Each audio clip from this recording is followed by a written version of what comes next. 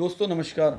दोस्तों मैं ब्रजमोहन शर्मा आज के शर्मा लॉफुल प्रोग्राम में आप सभी लोगों का स्वागत करता हूं। दोस्तों मैं आपके बीच में आता हूं और आपके लिए सुप्रीम कोर्ट के और सरकार के बहुत ही महत्वपूर्ण फैसले खोजकर लाता हूं। मेरा मात्र यही उद्देश्य रहता है, मेरे देश का प्रत्येक देशवासी अपने कानून के प्रति और सरकार के उन फैसलों के प्रति जो हमें और आपको लाभ पहुंचा रहे हैं उनके प्रति जागरूक बने और समझदार बने।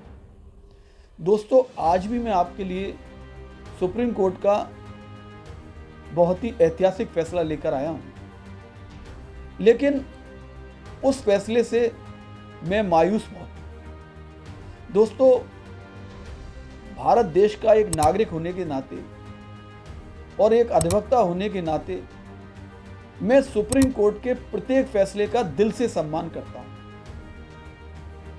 लेकिन सुप्रीम कोर्ट ने अभी हाल ही में जो पीसीएस जे के बच्चों के लिए जो फैसला दिया है वो बहुत ही अन्यायपूर्ण फैसला है। दोस्तों एक बच्चा जब 5 साल की या 3 साल की लॉ करने के बाद वो पीसीएस जे की छोटे शहर से निकलकर, गांव से निकलकर बड़ी बड़ी महंगी बड़े बड़े शहरों में कोचिंग में जाता है, वहां तैयारी करता है बैठकर। उसके माँ बाप का एक सपना होता है कि मेरा बच्चा जल्द से जल्द जज बन जाए,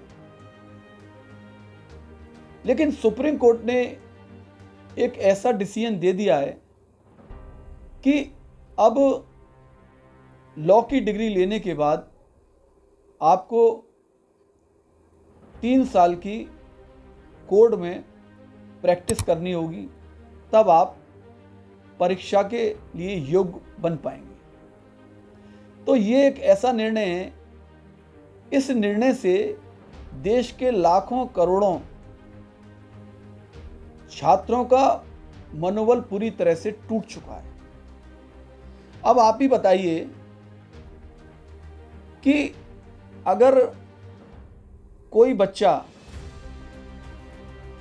3 साल की लॉ करने के बाद कोर्ट में प्रैक्टिस करता है मन लगाकर और उसकी प्रैक्टिस जम जाती है, तो क्या वो पीसीएस जे की तैयारी कर सकता है?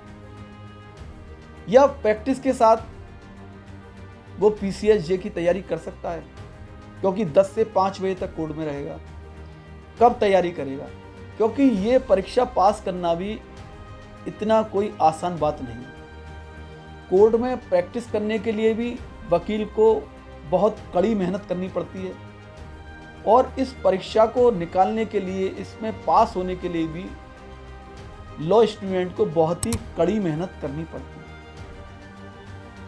दोस्तों जो मेरे मित्र मेरे अभी YouTube चैनल से नए जुड़े हैं, प्लीज़ वो मेरी वीडियो को लाइक करें और सब्सक्राइब करें। जो बच्चे प्रैक्टिस करेंगे वो तैयारी नहीं कर पाएंगे परीक्षा की, और जो परीक्षा की तैयारी करेंगे वो प्रैक्टिस नहीं कर पाएंगे।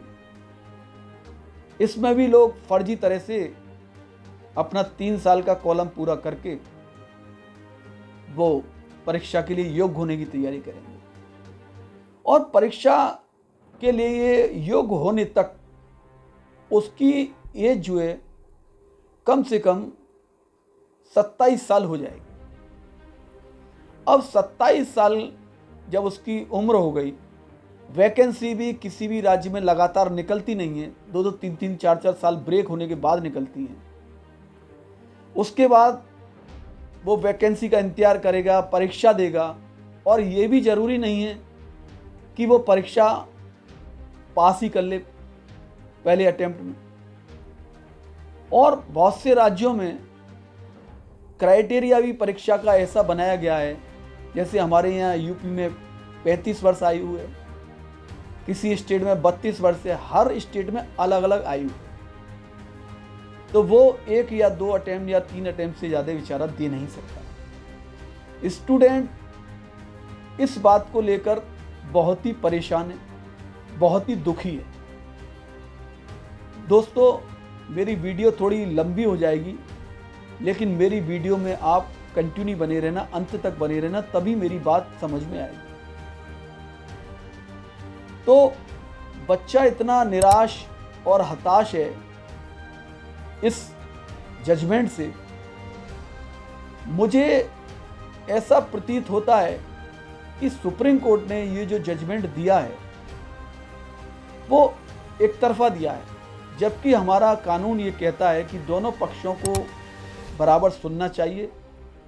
उसके बाद ऐसा जजमेंट देना चाहिए ऐसे मामलों में जिससे किसी को ज़्यादा नुकसान ना हो, बच्चे का भी अहित ना हो और हाई कोर्ट का भी अहित ना हो, क्योंकि ये हाई कोर्ट की तरफ से ही केस डाला गया था। अब आपने देखा है, मैं बड़ा देखता हूं, अभी सुप्रीम कोर्ट में वक्त का मामला चल रहा है, उसमें प्रतिदिन सुनवाई हो रही है, दोनों तरफ से आर्गुमेंट हो रहे हैं, एक एक शब्द को सुना जा रहा है, लिखा जा रहा है, समझा जा रहा है।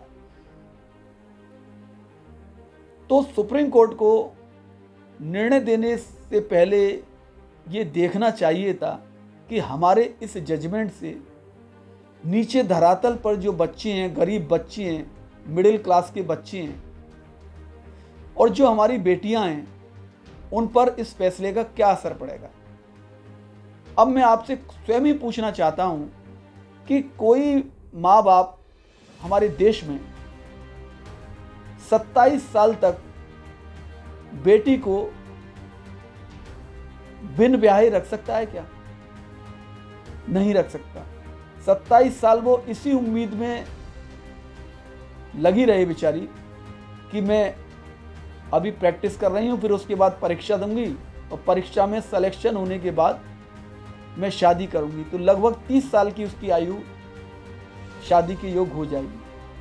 30 साल की आयु में क्या कोई हमारी बहन बेटी शादी करेगी या उसके माँ बाप इतना लंबा इंतजार करेंगे? तो इस फैसले को देते समय इन सब बातों का माननीय सुप्रीम कोर्ट को मैं आदरपूर्ण कहता हूँ, हाथ जोड़कर रिक्वेस्टपूर्ण कहता हूँ कि माननीय सुप्रीम कोर्ट को ये सब देखना था, समझना था। और अगर प्रैक्टिस ही करानी है तो आप सिलेक्शन के बाद उनको 1 साल का ऐसा कार्यकाल दें, क्योंकि जज की ट्रेनिंग जो है जज ही करा सकते हैं। अगर वो बच्चा कोर्ट में प्रैक्टिस कर रहा है, शुरू में नया जाएगा, तो मैं लोअर कोर्ट का एडवोकेट हूं, मैं जानता हूं कि सबसे पहले सीनियर उसे पानी लाने पे लगा देगा या कोर्ट में जाकर डायरी दे देगा कि आप डेट नोट करके लाइए। ये सत्य है, और वो भी प्रैक्टिस लोअर कोर्ट में ही करेगा। तो वो बेचारा इतना परेशान, निराश और हताश हो जाएगा कि वो, क्योंकि उसकी जरूरत है तो वो सब काम करेगा, सीनियर के पानी भी लेके आएगा और डेट भी लेकर आएगा, लेकिन उसे तो न्याय देना है ना। वो तो जज का सपना देख रहा है, तो जज की ट्रेनिंग तो वहीं बराबर जज साहब के कुर्सी डलवा कर सिलेक्शन के बाद उनकी 1 साल की ट्रेनिंग होनी चाहिए। वो आराम से समझ लेंगे कि बार और बेंच में कैसे सामंजस्य मिलाया जाता है, कैसे निर्णय दिए जाते हैं, कोर्ट में किस तरह का माहौल होता है, सब आराम से समझ जाते हैं। अब आप ही बताइए कि कोई भी व्यक्ति आईएएस या आईपीएस या पीसीएस की परीक्षा पास करके आता है तो क्या उसको ज्ञान होता है कि समाज में किस तरह से व्यवहार करना चाहिए, किस तरह से प्रशासन को चलाना चाहिए? कोई अनुभव नहीं होता है। वो भी ट्रेनिंग के दौरान ही, सिलेक्शन के बाद ट्रेनिंग के दौरान ही सीखते हैं। उनके पास तो ऐसा कोई कोर्स भी नहीं होता, वो तो ग्रेजुएशन करने के बाद सीधे यूपीएससी की परीक्षा दे सकते हैं और सिलेक्शन होने के बाद सीधे कलेक्टर बन जाते हैं। उनके पास तो ऐसा कोई कोर्स भी नहीं होता जिसमें ये बताया जाए कि समाज में किस तरह का हमें व्यवहार करना चाहिए, किस तरह से हमें प्रशासन चलाना चाहिए। कम से कम हमारे लॉ के स्टूडेंट्स के पास, लॉ के विद्यार्थियों के पास ऐसे कोर्स करके पढ़ के तो आ रहे हैं 5 साल में और 3 साल में कि जो वो आज पढ़कर आ रहे हैं उन्हें वही चीज़ जज बनने के बाद करनी है, क्योंकि कानून वही है, एक्ट वही है, वो तो वही चीज पढ़ के आ रहे हैं सेम। और ये तो कुछ भी नहीं पढ़ के आ रहे, इन्हें तो ट्रेनिंग के दौरान ही बताया जा रहा है। तो क्या हमारे पीसीएसजे के बच्चों को ट्रेनिंग के दौरान सिलेक्शन होने के बाद 1 साल की ट्रेनिंग दें आप, उसके बाद क्या उन्हें बताया नहीं जा सकता, क्या उन्हें समझाया नहीं जा सकता? भाई यूपीएससी की परीक्षा भी तो देश की सबसे बड़ी परीक्षा होती है, कोई छोटी परीक्षा तो होती नहीं है। पूरा प्रशासनिक काम उनके ऊपर डिपेंड होता है, पूरा जिला उन्हें चलाना होता है, पूरा देश चलाना होता है, चीफ सेक्रेटरी से पूरा राज्य चलाना होता है उन लोगों को। तो इन सब चीज़ों को ध्यान रखना चाहिए था। और मैं फिर कहूँगा, माननीय सुप्रीम कोर्ट के पास एक स्वतः संज्ञान लेने का भी अधिकार है। मेरा निवेदन है कि इन बच्चों की जो परेशानी है, जो बच्चे मायूस हो गए हैं इस निर्णय से, आप कृपया स्वतः संज्ञान लेकर इस निर्णय में कुछ बदलाव करें।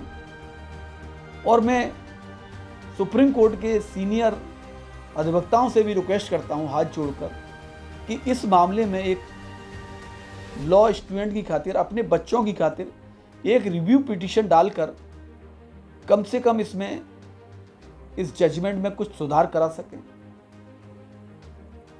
मेरा आज जो वीडियो है वो पूरा इन बच्चों के ऊपर है, लॉ स्टूडेंट के ऊपर है, उनकी मायूसी, क्योंकि मेरी कोर्ट में भी बहुत से बच्चे हैं, हर जगह यही चर्चा है कि सर अब तो हम वकालती करेंगे, क्योंकि जब तक हम इस लायक रहेंगे नहीं, 3 साल हम कोचिंग का खर्चा वहन नहीं कर सकते, हमारे माता पिता के पास इतना पैसा नहीं है।